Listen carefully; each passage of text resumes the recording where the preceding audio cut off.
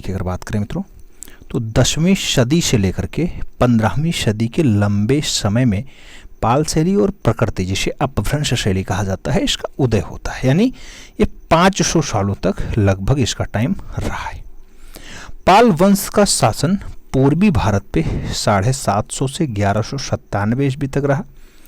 पाल वंश आप समझ रहे हैं ना, ये गोपाल द्वारा स्थापित है और फाइनली बंगाल में स्थापित होता है। भारतीय लघु चित्रों की परंपरा पूर्व मध्य काल में आरंभ हुई थी। पाल शैली के संरक्षक जो हैं वो पाल शासक ही माने जाते हैं। ये लाइन इतनी बार आपकी परीक्षा में पूछा गया मित्रों कि पाल शैली को संरक्षण किसने दिया है। जब संरक्षण की बात आए तो पाल शासक यानी पाल राजा राइट आंसर्स बनते हैं, शब्द याद रखिएगा। पाल वंश की स्थापना गोपाल नामक व्यक्ति ने 750 ईस्वी में की थी। और आगे बढ़ें, कहा जाता है गोपाल का जो शासन काल रहा वो 750 से 770 ईस्वी तक रहा है मित्रों। तो गोपाल कब तक राजा रहा? 750 से 770 तक रहा। पाल पोथी चित्रों का जो समय रहा है वो 8वीं शताब्दी से 12वीं शताब्दी तक माना जाता है। पोथी चित्र का प्रारंभ पाल शैली में ही प्रारंभ होता है और पोथी चित्र का निर्माण पाल राजाओं ने ही करवाया है। और आगे बढ़ें, अगला स्टेप में कहा जा रहा है गोपाल के बाद उसका उत्तराधिकारी पुत्र होता है जिसका नाम धर्मपाल होता है। धर्मपाल 810 ईस्वी में शासक बन जाता है। गोपाल का उत्तराधिकारी कौन बना? धर्मपाल बना मित्रों। धर्मपाल बहुत ज्यादा धार्मिक प्रवृत्ति का था, उसके साथ विद्यावशानी था यानी विद्या को ग्रहण करने वाला भी था, और उसके साथ कला को संरक्षण देने वाला भी था। कला को संरक्षित करने वाला भी राजा धर्मपाल रहा है। पाल वंश का बढ़िया नरेश होता है, याद रखिएगा। धर्मपाल ने गंगा के किनारे भागलपुर बिहार में पड़ता है, भागलपुर में विक्रमशिला महाविद्यालय बनवाया मित्रों। कुछ लोग स्कूल खोलते हैं, प्राथमिक विद्यालय, कुछ लोग हाई स्कूल लेवल तक खोलते हैं, लेकिन इस बंदे ने महाविद्यालय बनवाया। कहाँ पे बनवाया? भागलपुर में बनवाया। भागलपुर कहाँ पड़ता है? बिहार में पड़ता है। गंगा जी के किनारे बनवाया, ये बात भी याद रखिएगा। एक बार शब्द पूछा गया है किस नदी के किनारे है विक्रमशिला विश्वविद्यालय, तो गंगा नदी के किनारे है। आगे बढ़ें, धर्मपाल का पुत्र होता है देवपाल जो 810 से 850 तक शासक रहा है मित्रों। देवपाल ने वास्तुकला, चित्रकला, मूर्तिकला का महान उन्नायक माना जाता है। यानी चित्रकला, वास्तुकला और फाइनली मूर्तिकला को आगे ले जाने वाला, आगे बढ़ाने वाला, समृद्धि देने वाला शासक रहा है देवपाल। और आगे बढ़े मित्रों तो आगे कहा जाता है देवपाल। देवपाल सारनाथ, गया, नालंदा, कुकिहार आदि स्थानों पर मूर्तियां उकेरवाई, मूर्तियां बनवाई। कहां कहां पे? सारनाथ में, गया में, नालंदा में, कुकिहार में, इन सारे जगहों पे फाइनली देवपाल ने मूर्तियों का निर्माण करवाया। महीपाल इस राजवंश का सबसे शक्तिशाली सम्राट होता है मित्रों, सबसे महान राजा, सबसे शक्तिशाली सम्राट। इसके समय में अनेक पाल पोथियों का चित्रण हुआ है। आप जानते हैं पाल काल में फाइनली पोथियों पे चित्रण होता था और फाइनली इनका जो समय बनता था ना वो बौद्ध धर्म से समय इनका जुड़ता था। अगला शब्द आता है महीपाल। महीपाल ने कई चैत्य, मूल गंध कुटी और धर्मराज का स्तूप जो है बनवाए। पाल वंश के सभी सम्राट जो है बौद्ध धर्म के अनुयायी थे। ये पूछा जाता है आपसे पाल धर्म के राजा जो है किस धर्म को मानते थे। जब धर्म की जब बात आती है बौद्ध धर्मांशस बनता है। शब्द यतीय रखिएगा। आपको एक दृश्य दिखाते हैं, बहुत प्यारा दृश्य है। बुद्ध योग मुद्रा में हैं, कमल पर बैठे हुए हैं यानी कमल पे आसीन हैं। दृश्य देख लीजिएगा, ये भगवान बुद्ध का दृश्य है। नीचे आपको ये जो दिखाई दे रहा है ये वाला हिस्सा ये कमल पे है, ये भगवान बुद्ध की स्थिति है। और फाइनली ये दृश्य आपके पाल वंश का है, पाल वंश का। बात समझ में आ रही है? आगे बढ़े, आगे बढ़ते हैं मित्रों। बुद्ध योग मुद्रा में कमल पर आसीन 1087 ईस्वी का यह चित्र इसके समय में सबसे बढ़िया वाला रचना बताया जाता है, सबसे उत्तम वाला उदाहरण बताया जाता है। और आगे बढ़े तो कहा जाता है तिब्बती इतिहासकार लामा तारानाथ ने पाल शैली को पूर्वी शैली कहा मित्रों। कई बार आपसे परीक्षा में पूछा गया है पाल शैली को पूर्वी शैली किसने कहा। एक बौद्ध भिक्षुक आते हैं लामा तारानाथ, उन्होंने सबसे पहले कहा है पाल शैली को पूर्वी शैली। नामकरण भी कई बार पूछा गया है। अगला स्टेप में दिया गया प्रसिद्ध कला समीक्षक हेलेन रूबिशो ने पाल शैली को क्या नाम दिया? वो बिहारी शैली कह दिए। आप जानते होंगे पाल का 3 केंद्र होता है, बिहार, नेपाल और क्या? बिहार, बंगाल और नेपाल। तो इसमें जो बिहार वाला बेल्ट होता है हेलेन रूबिशो फाइनली इसके लिए पाल शैली को बिहारी शैली कह करके उद्बोधित करते हैं, फाइनली पुकारते हैं।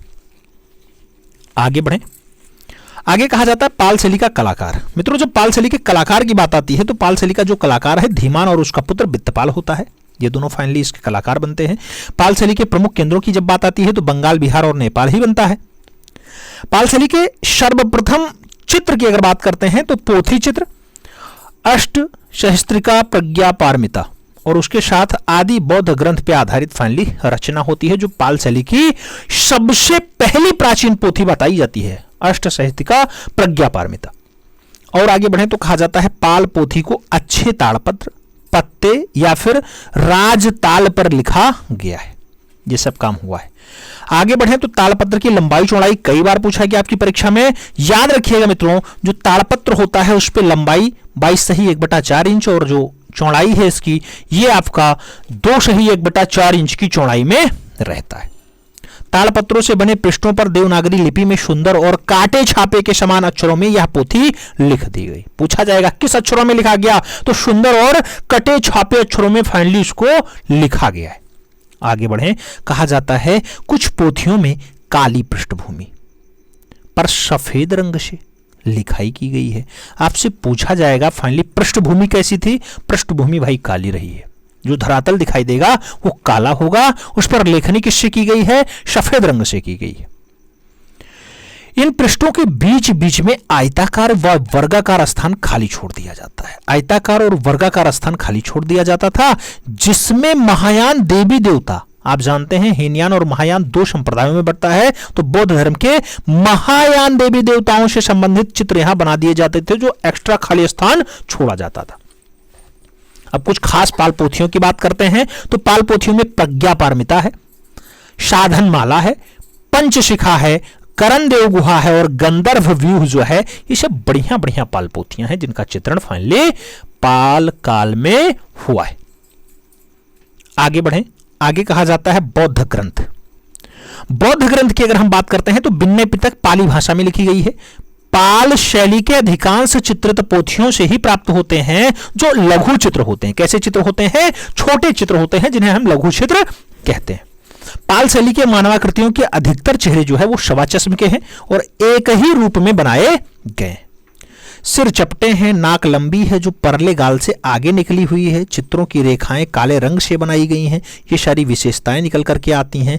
पाल शैली की आंखें जो है थोड़ी बड़ी हैं, आंखें बड़ी, कर्ण स्पर्शी और वक्र रेखाओं से बनाई गई हैं। पाल पोथी चित्रों का जो मुख्य विषय है मित्रों, बुद्ध का जीवन चरित्र है। क्या है, बुद्ध का जीवन चरित्र। तो इसी पर धीमान और वित्तपाल ने फाइनली ज्यादा से ज्यादा रचनाओं को उकेरने का काम किया है। आगे बढ़े, पाल के बाद थोड़ा सा दृश्य हम जैन शैली, जिसे हम अपभ्रंश शैली भी कहते हैं, उसके बारे में देखें।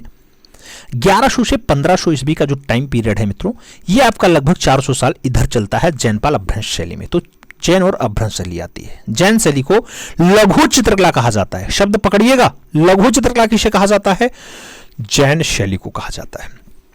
ताड़पत्र पे अंकित कल्पसूत्र तथा कालकाचार्य कथा के आधार पे निर्मित पार्श्वनाथ, नेमिनाथ, ऋषभनाथ और अन्य 20 तीर्थंकर के महात्माओं के दृष्टांत चित्र जैन कला का सर्वाधिक प्राचीन उदाहरण बताया जाता है। किस पे है ये सब, ये सब के सब ताड़पत्रों पे ही उकेरे गए।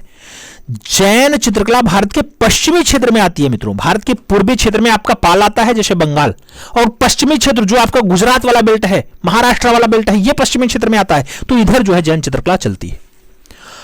आगे बढ़े तो जैन शैली को पश्चिमी भारतीय शैली कहने का तात्पर्य किसके ऊपर है, ऐसा शब्द किसी ने चूज किया तो जैन शैली को पश्चिमी भारतीय शैली पुकारा आनंद केडिस कुमार स्वामी। बहुत अच्छे कला समीक्षक रहे हैं, याद रखिएगा। आगे कहा जाता है आनंद कुमार स्वामी को कल्पसूत्र की एक प्रति प्राप्त होती है मित्रों। आनंद केडिस कुमार स्वामी को कल्पसूत्र की एक रचना प्राप्त होती है 1924 ईस्वी में। कहां से मिलती है, वर्लिन म्यूजियम से प्राप्त होती है। शब्द याद रखिएगा, स्थान याद रखिएगा और सन भी याद रखिएगा। 1924 कई बार पूछा गया मित्रों, ठीक है। आगे बढ़े, जैन शैली को गुजराती शैली नानालाल चमनलाल मेहता ने कहा है। तो आपसे पूछा जाएगा जैन शैली को गुजराती शैली नाम किसने दिया, तो नानालाल चमनलाल मेहता आंसर्स बनेंगे।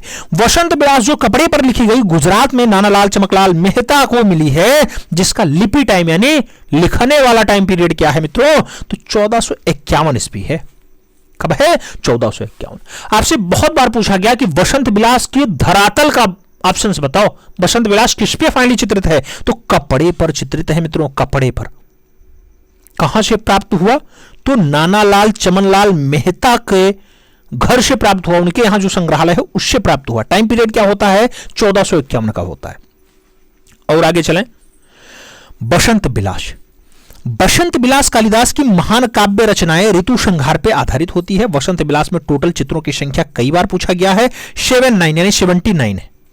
परसी ब्राउन ने गुजराती शैली को जैन शैली के नाम से पुकारा है, आपसे कई बार पूछा गया है मित्रों। गुजराती शैली को जैन शैली के नाम से कौन पुकारता है? तो गुजराती शैली जैन शैली के नाम से पुकारी जाती है, परसी ब्राउन के अकॉर्डिंग है। ठीक है, आगे बढ़े। जैन शैली को अपभ्रंश शैली रायकृष्ण दास जी ने कहा है, कई बार शब्द पूछा गया है, याद रखिएगा।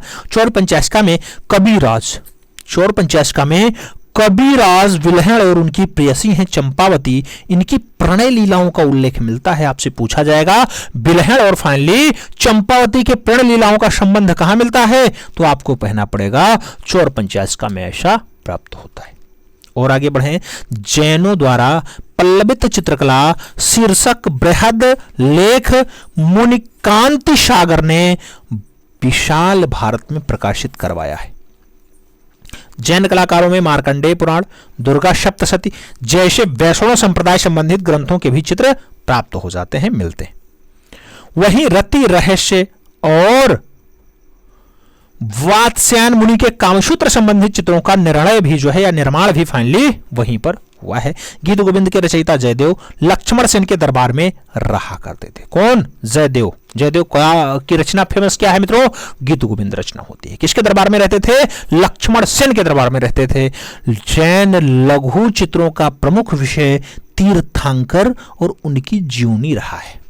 तो जैन धर्म में जो फाइनली दृश्य बनते थे वो तीर्थंकरों के ऊपर ही निर्धारित होते थे और उनके जीवनी को दर्शाने का प्रयास किया जाता था। अपभ्रंश शैली के चित्रों का विषय क्या था मित्रों? तो अपभ्रंश शैली के चित्रों का विषय जो है वो जैन धर्म ही था। ये शब्द भी याद रखिएगा, ये बात भी आप याद रखिएगा। आगे बढ़े, एक दृश्य दिखाते हैं मित्रों, बहुत प्यारा दृश्य है, आप सामने देखिएगा। जैन महावीर का बैराग्य, जैन महावीर का बैराग्य आपके सामने दृश्य है, बहुत बढ़िया रचना है। कल्पसूत्र में फाइनली उल्लेख मिलता है, तो कल्पसूत्र का एक पत्र है, याद रखिएगा। आगे बढ़ते हैं। कहा जाता है कल्पसूत्र का सर्वप्रथम चित्रण जो है जैन शैली में ही हुआ है। कल्पसूत्र भद्रबाहु की रचना होती है। कई बार पूछा गया किसकी रचना है कल्पसूत्र? आप कहोगे भद्रबाहु की है। परली आंख अपभ्रंश शैली के चित्रों की विशेषता बताई जाती है। तो परली आंख कहां की विशेषता है मित्रों? अपभ्रंश शैली की विशेषता है। एक दृश्य दिखाते हैं आपको, बाल गोपाल स्तुति की रचना है, अच्छे से देख लीजिएगा। यह है आपका दृश्य बाल गोपाल स्तुति वाला, अपभ्रंश शैली का बढ़िया दृश्य बताया जाता है। आगे बढ़े। आगे कहा जाता है सवा चश्म चेहरे के बाहर निकली हुई बड़ी बड़ी आंखें जैन शैली की विशेषता है। खिलौने की तरह पशु पक्षियों का अलंकरण अपभ्रंश शैली में ही हुआ है। जैन धर्म के अनेक तीर्थंकर कालकाचार्य कथा सचित पुस्तक में चित्रित है मित्रों। जैन चित्र कागज पे सर्वप्रथम जो है 14वीं सदी में बने हैं। ये कई बार 14वीं सदी, कई बार 15वीं सदी आंसर्स बना है भाई, तो इसे याद रखना, थोड़ा सा ये कंफ्यूजन का पॉइंट हो जाता है। ठीक है, आगे बढ़ते हैं। आगे कहा जाता है भारतीय चित्रकला के इतिहास में कागज का सर्वप्रथम जो उल्लेख है वो जैन शैली में ही मिलता है। तो भारतीय चित्रकला में अगर आपको देखना है कि कागज कहां से प्राप्त हुआ तो आपको जैन शैली के साथ ही जाना है। और जैन शैली का टाइम पीरियड तो आप जानते ही हैं कि फाइनली 11वीं से स्टार्ट होती है और 15वीं तक चलती है। तो 11वीं से 15वीं के बीच, इसीलिए ज्यादा राइटर जो लिखते हैं वो 14वीं सदी के आसपास लिख देते हैं। जैन शैली की प्राचीनतम चित्रित ग्रंथ जो है वो अग्नियुक्ति वृत्ति है, जो 1060 ईस्वी में फाइनली लिखी गई थी। निशीथ चूर्णी जिनदासी गणी द्वारा रचित है। निशीथ चूर्णी ग्रंथ का निर्माण जो है सिद्धराज जयसिंह के समय में होता है और टाइम पीरियड जो है 1100 ईस्वी का होता है। तो 1100 का सन भी आप याद रखिएगा। आगे बढ़े। कल्पसूत्र की सबसे बढ़िया वाली, सबसे उत्तम वाली प्रति कहां से है मित्रों? तो जौनपुर से है। और आगे बढ़ते हैं। आपसे पूछा जा रहा है इस समय जौनपुर की तुलना ईरान के सराजे हिंद कला केंद्र से की जाती है। और इस ग्रंथ में अपभ्रंश शैली के चित्र मिलते हैं। बाल गोपाल स्तुति, रति रहस्य, दुर्गा सप्तशती, वसंत विलास, कल्पसूत्र, कालकाचार्य कथा, निशीथ चूर्णी तथा कथा सारित्व सागर, फाइनली ये सब जो दृश्य बनते हैं ये अपभ्रंश शैली के चित्र होते हैं। आगे बढ़ेंगे, आगे कहा जाता है पश्चिमी भारतीय शैली के आकारों की बाह्य रेखाएं काली स्याही से कलम द्वारा बनी है। और आगे बढ़ें तो लौर चंदा के लेखक का नाम पूछ लिया गया, मुल्ला दाऊद होता है मित्रों। और अपभ्रंश शैली के जो चेहरे दिखते हैं वो भाव शून्य दिखाई देते हैं। कैसे दिखाई देते हैं? भाव शून्यता के साथ दिखाई देते हैं। जैन शैली के चित्रों में प्राथमिक रंगों की प्रधानता है और जैन शैली में पशु पक्षियों तथा प्रकृति का चित्रण अस्वाभाविक है मित्रों। और आगे बढ़ें तो कहा जाता है सर्वप्रथम अहमदाबाद के श्री साराभाई मणिकलाल के चित्रकल्प द्रुम यानी कल्पसूत्र नामक एक महत्वपूर्ण ग्रंथ जो है प्रकाशित हो जाता है। तो सबसे पहले अहमदाबाद के साराभाई मणिकलाल ने कल्पसूत्र का एक ग्रंथ प्रकाशित करवाया जिसका नाम चित्रकल्प द्रुम रखा। आगे बढ़े, कहा जाता है यह ग्रंथ उन्हें जौनपुर से उपलब्ध हुआ है और इसका जो लिपि काल है मित्रों ये 1465 ईस्वी का है। कई बार ये सन पूछा गया है, याद रखिएगा। जौनपुर से जो आपकी कल्पसूत्र मिलती है उसका टाइम पीरियड क्या है? 1465। ठीक है, आगे बढ़ते हैं। कल्पसूत्र की अन्य 2 प्रतियां हैं जिसमें से एक प्रति तो रॉयल एशियाटिक सोसाइटी मुंबई में है और दूसरी जो है लीमड़ी के सेठ आनंद जी कल्याण जी के पास है जिसका टाइम पीरियड जो बताया जा रहा है 1415 ईस्वी का बताया जा रहा है। एक दृश्य दिखाते हैं, बाल मित्र और उनकी पत्नी। जैन शैली का बहुत बढ़िया दृश्य है मित्रों। ये बाल मित्र और उनकी पत्नी रचना है, बढ़िया दृश्य है, आपके सामने दिखाई दे रहा है और ये जैन शैली की बढ़िया रचना बताई जा रही है। और आगे बढ़ते हैं, कहा जाता है कल्पसूत्र की एक अन्य तीसरी प्रति है जो जौनपुर की है, जो स्वर्ण अक्षरों में यानी गोल्डन अक्षरों में फाइनली लिखी गई है, लेटर्स में। इस समय यह प्रति बड़ौदा के नरसिंह जी की पोल के ज्ञान मंदिर में फाइनली आपको देखने को मिल जाएगी, सुरक्षित है। यह प्रति 1467 ईस्वी में जौनपुर के बादशाह हुसैन शाह सरकी के शासनकाल में चित्रित की गई है मित्रों। और आगे बढ़ें, थोड़ा सा और दृश्य देखते हैं। बहुत अच्छा कल्पसूत्र के बारे में कहा गया। कल्पसूत्र की एक अन्य चौथी प्रति है जो अहमदाबाद निवासी मुनि दया विजय जी के संग्रहालय में भी सुरक्षित है। यह प्रति 15वीं शताब्दी के उत्तरार्ध में तैयार की गई, यह भी स्वर्ण अक्षरों में यानी गोल्डन लेटर्स में लिखी गई है। आगे बढ़ें, आगे कहा जाता है बोस्टन संग्रहालय में कागज पर लिखी हुई तथा गुजरात के श्री भोगालाल के संग्रहालय में सुरक्षित बाल गोपाल स्तुति और बड़ौदा के प्रोफेसर मंजूलाल मजूमदार के निजी पुस्तकालय से प्राप्त दुर्गा सप्तशती की जो पोथियां हैं ये उल्लेखनीय है। श्वेतांबर जैन धर्म से संबंधित अपभ्रंश शैली के ग्रंथ चित्रों में अंगसूत्र है, अधोनियुक्त है, सृष्टि शला का पुरुष चरित्रम है, कथा सारित्य सागर है, उत्तराध्यायन है, उसके साथ उत्तराध्यायन सूत्र के साथ कल्पसूत्र है, नेमिनाथ चरित्र है, निशिथ चूर्णी, ये सब बहुत उल्लेखनीय है मित्रों श्वेतांबर जैन धर्म से संबंधित। ठीक है, ये सब ग्रंथ चित्रित हैं। आगे बढ़े, आगे कहा जाता है इन सचित्र पोथियों का जो लिपि काल है मित्रों, टाइम पीरियड है बनने वाला वो 1100 से 1500 ईस्वी के मध्य माना जाता है। ये सभी पोथियां आज भारत के बड़ौदा, पाटन, खंबात, अहमदाबाद और जैसलमेर के निजी ग्रंथालयों में तथा अमेरिका के बोस्टन संग्रहालय में सुरक्षित बताई जाती। अपभ्रंश शैली की नाक अनुपात में अधिक लंबी, नुकीली और पतली गाल की सीमा रेखा से आगे निकली बनाई गई है। आगे बढ़ते हैं, आगे कहा जाता है आंखें भी कुछ नुकीली हैं, आंखें नुकीली के साथ साथ पास हैं, बड़ी बड़ी परवल की फांक जैसी बनाई गई हैं। तो आपसे पूछा जाएगा कि परवल की फांक जैसी ऐसी आंखों का उल्लेख कहां हुआ है? तो ऐसी आंखों का उल्लेख अपभ्रंश शैली में हुआ है, शब्द समझिएगा। आगे कहा जाता है अपभ्रंश शैली के चित्रों में अधिकांशतः चमकदार उष्ण रंगों का प्रयोग किया गया, यानी चमकदार रंग है, और गर्म रंगों का प्रयोग यानी उष्ण रंगों का प्रयोग किया गया। पृष्ठभूमि बहुधा लाल रंग से सपाट रूप से भरा गया है। तीर्थंकरों के अनेक रूपों में भिन्न भिन्न प्रकार के रंगों का प्रयोग हुआ है मित्रों। ज्यादातर तीर्थंकरों के रंग चेंज हुए हैं। तो आपसे पूछा जाता है कौन सा तीर्थंकर का रंग कौन सा है? जैसे महावीर की आकृति में फाइनली पीला रंग आपको मिलेगा, पार्श्वनाथ की आकृति में नीला रंग मिलेगा, नेमिनाथ की आकृति में काला रंग मिलेगा, ऋषभनाथ की आकृति में स्वर्णिम यानी गोल्डन कलर का प्रयोग दिखाई देता है। क्वेश्चंस पूछा जाता है महावीर की आकृति में कैसा रंग दिखाई देता है? तो आपको पीला यानी येलो कलर बताना होगा। आगे बढ़े, कहा जाता है जैन शैली की खोज तो आनंद गणेश कुमार स्वामी ने की है। गीत गोविंद और कल्पसूत्र जैन धर्म से संबंधित ही है, ये बात भी याद रखिएगा। अपभ्रंश शैली में अंग प्रत्यंग बने हैं, स्थिर और जकड़े हुए बनाए गए हैं, याद रखिएगा। आगे कहा जाता है मांडू से प्राप्त कल्पसूत्र की प्रति 1439 ईस्वी की है। आर्चर ने इंडियन ऑफिस लाइब्रेरी में नियातनामा की एक प्रति जो है वो खोजी है। मालवा में चोर पंचास्खा का चित्रण बाज बहादुर के संरक्षण में हुआ है मित्रों। किसके संरक्षण में हुआ? बाज बहादुर के संरक्षण में हुआ है। 1439 वाले कल्पसूत्र के बाद मांडू में चित्रित सदी के गोस्तान वाली प्रति हाजी मोहम्मद चितेरे ने तैयार की थी। अब यह राष्ट्रीय संग्रहालय में संग्रहित है मित्रों। आगे बढ़े तो कहा जाता है कौन सा महल टी आकार का है? हिंडोला महल जो मांडू में स्थित है वो आपका टी आकार का है मित्रों। आगे बढ़े, थोड़ा सा महावीर स्वामी के बारे में देख लेते हैं। 599 से 527 ईसा पूर्व का टाइम इनका होता है। जैन धर्म के 24वें और अंतिम तीर्थंकर महावीर स्वामी का जन्म कुंडाग्राम में हुआ था। महावीर का जन्म 599 ईसा पूर्व में हुआ। महावीर ने कैवल्य यानी ज्ञान जाम्भिक नामक ग्राम के समीप रिजु पालिका नदी के तट पर यानी किनारे पर एक साल के वृक्ष के नीचे, साल के पेड़ के नीचे फाइनली प्राप्त करते हैं ज्ञान। महावीर के पिता जो है सिद्धार्थ। महावीर की माता का नाम पूछा गया है मित्रों, त्रिशला।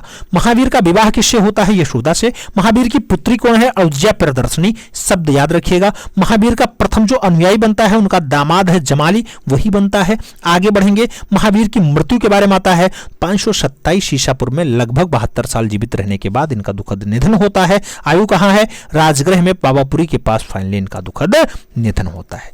जैन धर्म के संस्थापक और पहले तीर्थंकर जो है वो ऋषभदेव होते हैं। जैन धर्म का वास्तविक संस्थापक कौन बनता है? तो महावीर स्वामी ही बनते हैं जो 24वें तीर्थंकर हैं। शब्द समझिएगा, याद रखिएगा। बात समझ में आई? तो ये तो आपसे मध्यकाल से संबंधित थोड़ा सा दृश्य हमने देखने का प्रयास किया है, रिवीजन टाइप का है। इसमें जो शब्द हैं एक एक लाइन में क्वेश्चंस बनते हैं, चाहे वो लामा तारानाथ से पूछ लिया जाए, पाल शैली को पूर्वी शैली किसने कहा, चाहे वो आपसे बुद्ध का योग मुद्रा में कमल पे आसीन वाला दृश्य पूछ लिया जाए, तब भी आपको लगाना पड़ेगा कि हाँ यह पाल शैली का दृश्य है। तो ऐसे ही क्वेश्चंस बनते हैं।